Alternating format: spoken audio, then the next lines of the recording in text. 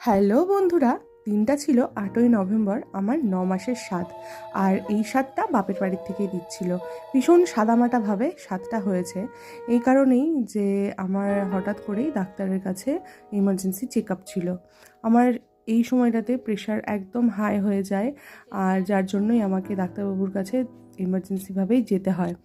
তো যাই হোক, আমাকে খুব তাড়াতাড়ি বেরোতে হবে বলে মা কিচ্ছু সেরকম আয়োজন করতে পারেনি, একদম অল্প স্বল্প আয়োজন করেছে। আর কয়েকজন কাকিমা মাসি সবাই আমাকে আশীর্বাদ করে, আর আমি এই ছোট্ট আয়োজনটাতেও ভীষণ খুশি হই আর খুব এনজয় করেছি এই সময়টাতে।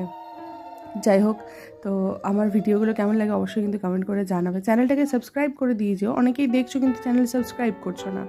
নেক্সট ভিডিওগুলো দেখবে কি করে? যাই হোক, পরের ভিডিওতে দেখা হবে খুব তাড়াতাড়ি। আর অবশ্যই জানিও কেমন লাগলো আমার ভিডিওটা। টাটা, ভালো থেকো সবাই।